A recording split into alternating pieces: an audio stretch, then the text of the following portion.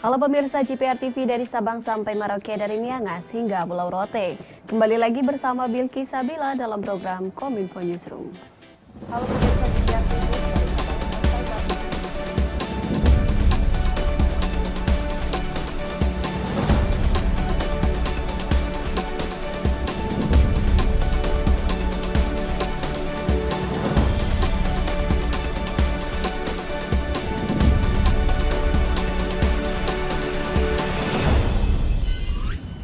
Pemirsa, inilah Kominfo Newsroom selengkapnya. Perjanjian Paris berkaitan dengan upaya dunia mengatasi perubahan iklim, dan Formula E merupakan bentuk komitmen dari perjanjian Paris tersebut.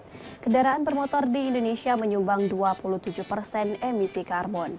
Hadirnya ajang balap kendaraan listrik seperti Formula E diharapkan Presiden Joko Widodo dapat membangun ekosistem baterai listrik hingga pengurangan bahan bakar fosil.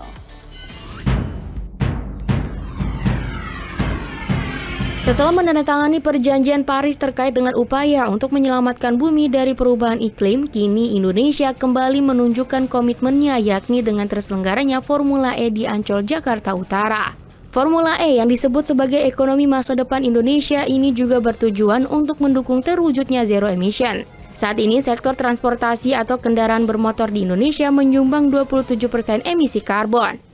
Dengan adanya penggunaan kendaraan listrik roda 2 maupun roda 4 berpotensi menurunkan emisi karbon atau gas rumah kaca. Usai menonton Formula E, Presiden Joko Widodo menyebutkan bahwa kedepannya Indonesia akan membangun ekosistem baterai listrik yang bertujuan untuk mengurangi penggunaan bahan bakar fosil. Untuk mendukung pelaksanaan penerapan kendaraan listrik di Indonesia, Kementerian Keuangan dan Kementerian Perhubungan bersinergi dalam penerbitan regulasi teknis terkait penerimaan negara bukan pajak demi mengakselerasi program pengembangan kendaraan listrik di Indonesia. Salah satunya dengan dikeluarkannya peraturan tentang tarif penerbitan sertifikat uji tipe untuk sepeda motor listrik berbasis baterai sebesar Rp1 juta per sertifikat, di mana tarif ini jauh di bawah tarif SUT untuk kendaraan bermotor konvensional berbahan bakar bensin, yaitu sebesar Rp25 juta. Ini juga bagus untuk negara kita karena ke depan kita ingin membangun ekosistem baterai listrik, mulai dari awal nikel raw material, smelter, industri litium baterai, kemudian mobil listriknya. Saya kira ini teknologi yang dipertontonkan di Formula ini akan juga mendukung ke arah sana. Semua akan menuju ke ramah lingkungan.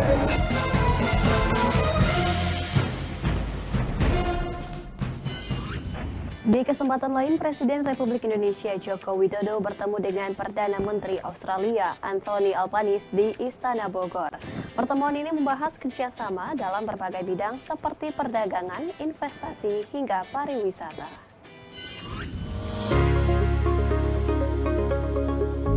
Presiden Republik Indonesia Joko Widodo menerima kunjungan resmi Perdana Menteri Australia Anthony Albanese di Istana Kepresidenan Bogor. Setiba di halaman depan Istana Kepresidenan Bogor, PM Australia langsung disambut oleh Presiden Joko Widodo. Dilanjutkan dengan upacara penyambutan resmi dengan mengumandangkan lagu kebangsaan Australia dan Indonesia. Ada yang menarik dalam rangkaian penyambutan resmi Perdana Menteri Australia, Presiden Republik Indonesia Joko Widodo mengajak PM Albanese untuk bersepeda. PM Albanese mengaku bahwa pengalaman bersepeda tersebut adalah pengalaman yang luar biasa dan menganggapnya sebagai sebuah kehormatan besar. Usai bersepeda, kedua pemimpin kemudian memberikan sambutan pada acara pertemuan bilateral Indonesia-Australia. Presiden Republik Indonesia Joko Widodo menyebut penguatan kerjasama bilateral antara Indonesia dan Australia semakin penting di tengah situasi dunia yang sangat dinamis dan penuh tantangan. Selain untuk kepentingan bilateral, kerjasama yang kokoh juga dapat dikontribusikan Indonesia bersama Australia bagi perdamaian dan kesejahteraan di kawasan maupun di dunia. Adapun sebelum melakukan pertemuan bilateral, kedua pemimpin sudah melakukan pertemuan tatap muka bersama dan membahas sejumlah isu. Saya menyambut baik inisiatif PM Albanese terkait kemitraan infrastruktur dan ketahanan iklim Republik Indonesia Australia dengan dana hibah awal sebesar $200 juta. Saya juga menyambut baik komitmen investasi Fortescue Metal Group di bidang hydropower dan geothermal senilai 10 miliar US dollar dan Sun Cable di bidang energi senilai 1,5 miliar US dollar.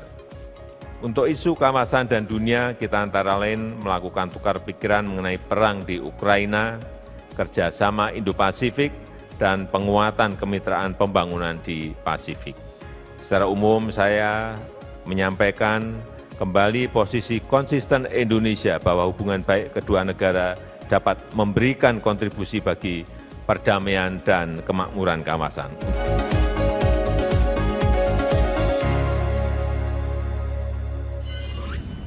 Pemirsa, Menteri Koordinator Bidang Kemaritiman dan Investasi Luhut Binsar Panjaitan mengatakan pemerintah akan menaikkan harga tiket masuk ke Candi Borobudur dalam waktu dekat ini. Hal ini dilakukan seiring dengan kebijakan baru berupa pembatasan jumlah wisatawan yang bisa naik ke struktur Candi Borobudur sebanyak 1.200 orang per hari dan sebagai salah satu upaya untuk merawat situs bersejarah tersebut.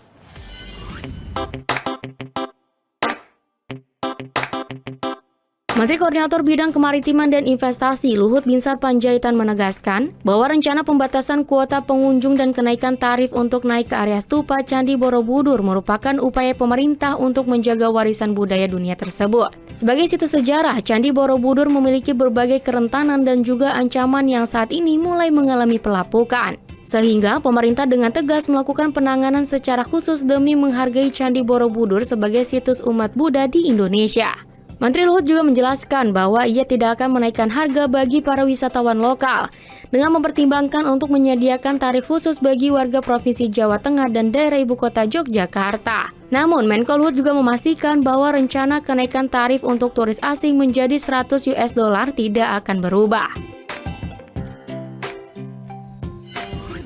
Informasi lainnya, pemirsa, pemerintah terus berupaya menstabilkan harga minyak goreng dalam negeri. Untuk itu, Menteri Koordinator Bidang Maritim dan Investasi Luhut Binsar Panjaitan menyampaikan 3 hal penting terkait kebijakan pengendalian minyak goreng guna mengontrol harga minyak goreng domestik.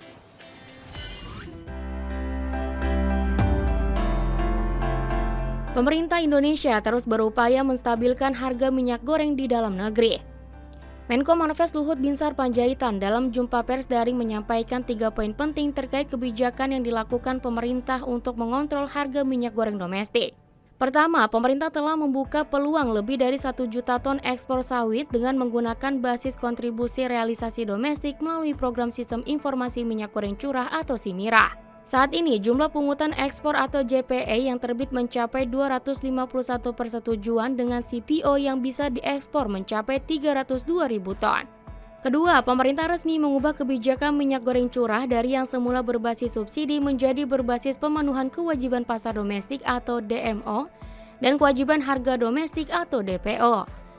Langkah ini untuk memastikan ketersediaan dan harga minyak goreng domestik tetap terjangkau selepas larangan ekspor sawit mentah resmi dicabut pada 23 Mei 2022. Langkah ketiga ialah pemerintah akan mencurahkan minyak goreng dengan harga eceran tertinggi ke daerah-daerah yang sebelumnya tidak terjangkau program ini. Melalui mekanisme tersebut, pemerintah berharap program minyak goreng curah untuk rakyat dapat menjangkau ke seluruh pelosok tanah air. Pemerintah mengimbau masyarakat untuk tidak panik atau tidak perlu galau atau khawatir pasokan domestik akan berkurang atau harga akan kembali meningkat. Ini kami pastikan tidak terjadi. Dalam tahap peralihan ini, jumlah demo yang ditetapkan pemerintah sejak 1 Juni adalah sebesar 300.000 ton minyak goreng per bulan. Jumlah ini lebih tinggi 50% dibandingkan kebutuhan domestik kita. Hal ini dilakukan untuk membanjiri pasar domestik hingga dapat memudahkan masyarakat dalam mencari minyak goreng curah dengan harga eceran tertinggi Rp14.000 atau mungkin Rp15.000 sekian.